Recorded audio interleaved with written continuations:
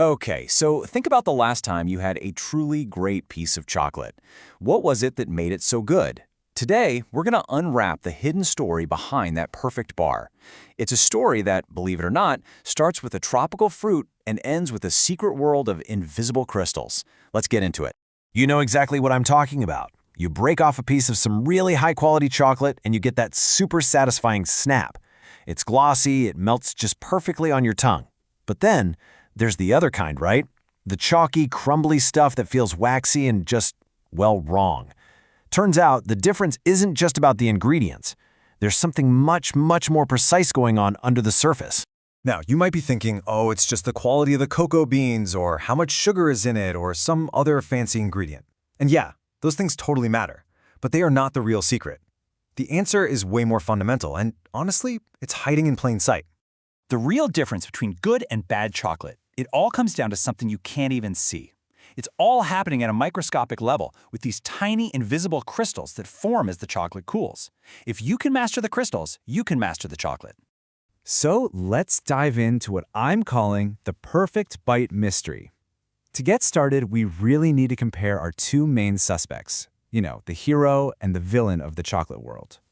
On one side, we've got our hero, the well-tempered bar. It has that beautiful shine, a really sharp snap, and it melts perfectly, right around body temperature. And on the other side, the villain, a poorly made or maybe a bloomed chocolate. It's got that dusty kind of white coating, it's soft, and it just has a waxy, unpleasant texture. So how can two bars with the exact same ingredients be so radically different? To really get how those crystals are formed, we have to go way back to the very beginning. Before it's ever a bar, chocolate starts its life as a fruit growing on a tree, and its journey from a pod to a paste is where all the magic really begins. The whole bean-to bar process is a marathon, not a sprint. It starts with harvesting the cocoa pods and then fermenting the beans, which develops all those complex flavors. Then comes roasting. That's what gives chocolate its signature aroma. After that, the beans are cracked and the light outer shells get blown away. That's a process called winnowing. The little pieces left, the cocoa nibs, are ground into a smooth liquid. This liquid then gets refined through something called conching. It's this long mixing and aerating process that develops the final flavor and smooth texture. And finally, we get to the most crucial step for our mystery, tempering. All right, so we've followed the journey all the way from the farm to the factory. Now we're going to zoom way in, down to the molecular level, to uncover the science of the snap. This is where we solve the whole mystery. The main idea here is something called polymorphism. I know, it sounds super complicated, but the concept is actually pretty simple. Just think of the fat molecules in cocoa butter as a bunch of Lego bricks. You can stack those same bricks together in a bunch of different patterns, right? Well, polymorphism is just a fancy scientific name for all those different patterns, or crystal structures. So get this. Cocoa butter can form 6 totally distinct crystal structures, known as form I all the way through form V. And here's why that's so important.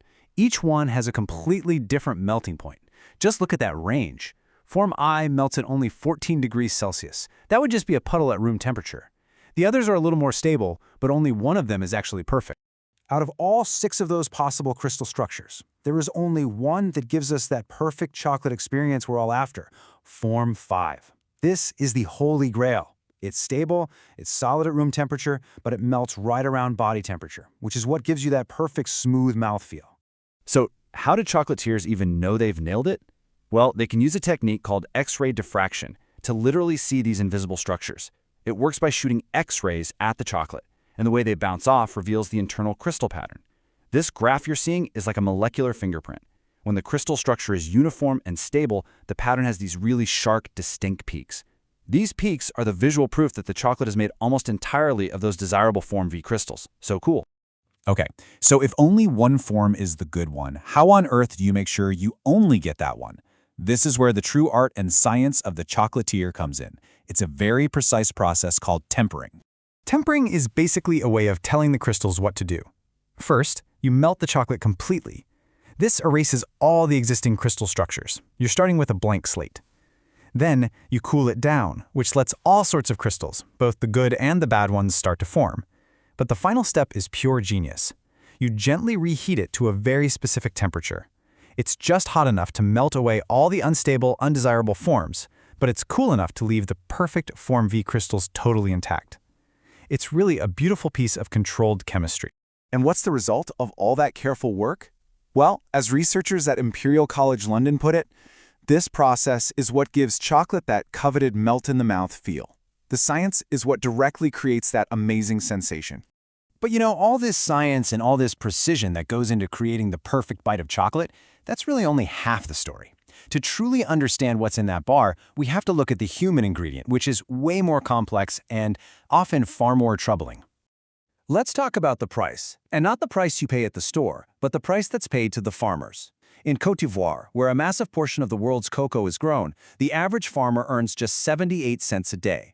That is not just below the poverty line, it's below the extreme poverty line. And that level of poverty has absolutely devastating consequences. An estimated 1.5 million children are involved in illegal child labor in the cocoa industries of Ghana and the Ivory Coast alone. This creates just a tragic, vicious cycle. The extreme poverty, which is driven by these low cocoa prices, forces farmers to rely on child labor because they just can't afford to hire adult help.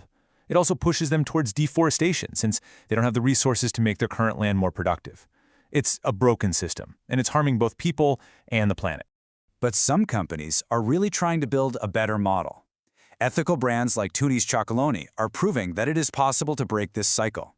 Their entire approach is built on 5 key principles: full traceability for every single bean, paying a price that allows for a living income, strengthening farmer cooperatives, building long-term partnerships, and investing in sustainable productivity. So, the next time you unwrap a bar of chocolate, just remember the incredible complexity that's hidden inside. It's a marvel of chemistry, it's an art of controlling invisible crystals, but it is also the product of a global supply chain with really profound human consequences. So what's really behind that perfect bite? It's a whole universe of science, art, and ethics, all packed into a single little square.